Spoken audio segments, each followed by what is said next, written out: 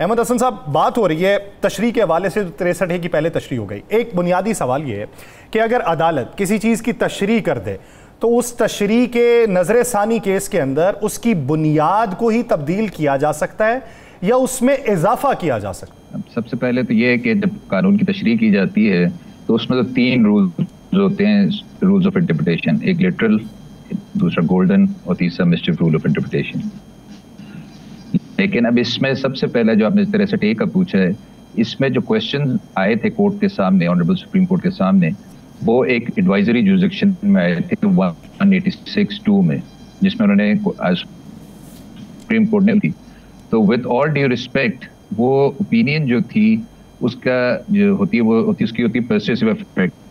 लेकिन इस केस में वो साथ कुछ पिटिशंस भी आ गई थी 184(3) में, तो वो जो डिसीजन दिया गया था वो बाइंडिंग हो गया। अब आपका जो मेन क्वेश्चन था कि अब उसमें कुछ ऐड किया जा सकता है, जहां तक कॉन्स्टिट्यूशन की इंटरप्रिटेशन है और उसमें जितना हमारा केस लॉ है जिसको हम जुडिशियल प्रेसिडेंट कहते हैं, उसमें तो कोई गुंजाइश नहीं है विद ऑल ड्यू रिस्पेक्ट कि कोई दूसरी मीनिंग अटैच की जाए जो लेजिस्लेटर्स ने ना दी हुए।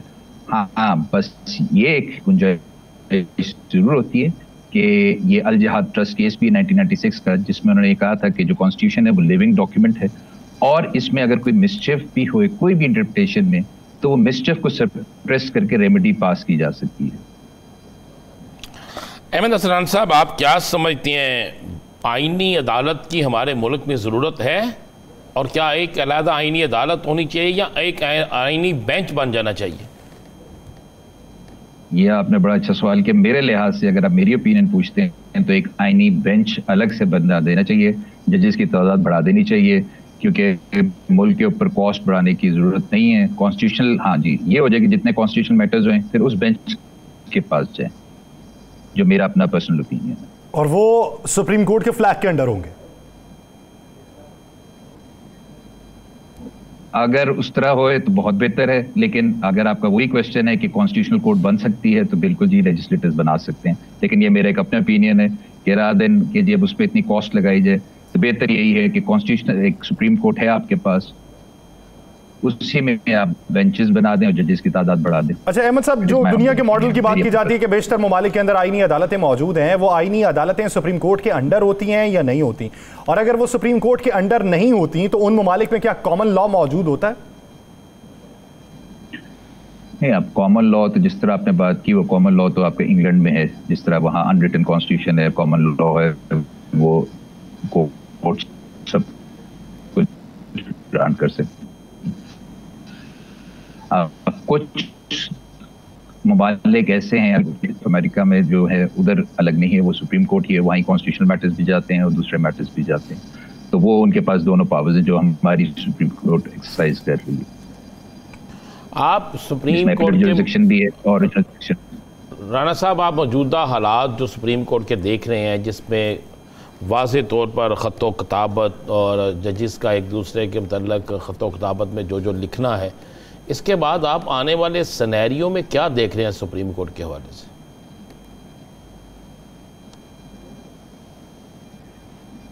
ये अनफॉर्चुनेट है यूजुअली, लेकिन ख़तो खिताबत तो होती है जजेस, क्योंकि सुप्रीम कोर्ट के सारे बराबर होते हैं। चीफ जस्टिस की 3 एडमिनिस्ट्रेटिव पावर्स होती हैं जो वेरी करती हैं, जो उनकी एक्स्ट्रा पावर, बट बाकी सारे जजेस उनकी सेम पावर्स है। तो किसी खिलाफ ऐसी जज का होना कोई नई बात नहीं, पहले भी होता रहा है, लेकिन अभी जो पॉलिटिकल सिनारियो बना हुआ है उस सर्कमस्टांसेस पे कुछ चीज़ें अनफॉर्चुनेट हैं, लेकिन दैट इज वो सुप्रीम कोर्ट की जुरिसडिक्शन है, इसलिए मैं उसमें ज़्यादा नहीं बोलना चाहता, लेकिन थोड़ा अनफॉर्चुनेट है जो सर्कमस्टांसेस। अच्छा, कहा जाता है कि अदालती फैसले नज़ीरों के तौर पे इस्तेमाल किए जाते हैं, लेकिन एक जज जो है वो ख़तो किताबत में जो पॉइंट उठा रहा हो वो समात के अंदर बेशक डिस्कस ना किए जाएं, तो क्या लोअर कोर्ट उसे नज़ीर के तौर पे अडॉप्ट कर सकती है?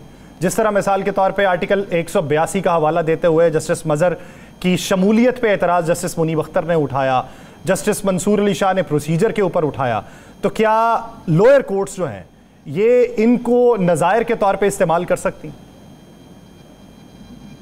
नहीं जी, अगर वो जजमेंट का हिस्सा है तो फिर उसे पार्ट ऑफ द जजमेंट कहा जाता है, जिसके लिए एक लैटिन वर्ड यूज होता है obiter डिक्टा, part of the judgement. उनको उनका पर्सुएसिव इफेक्ट होता है, लेकिन अगर कोई खतो खताबत में कुछ ऑब्जेक्शन उठाए जाए या लेटर लिखा जाए, उसकी कोई बाइंडिंग इफेक्ट नहीं है। और इवन जो जजमेंट का हिस्सा जो पार्ट ऑफ द जजमेंट होता है उसे बाइंडिंग इफेक्ट नहीं होता। बाइंडिंग इफेक्ट हमेशा रेशियो डिसेंड है, जिसको रीजनिंग ऑफ द जजमेंट कहा जाता है, वो हिस्सा होता है। अच्छा, ये जो आखिरी सवाल है मेरा आपसे राना साहब, ये बता दें कि आइनी जो तरमीम आ रही हैं आपको भी नोटिस में आई होंगी, आपने भी पढ़ा होगा, अब तो सबके सामने आ गई हैं। क्या ये आइनी तरमीम जो है ये काबिल कबूल हैं?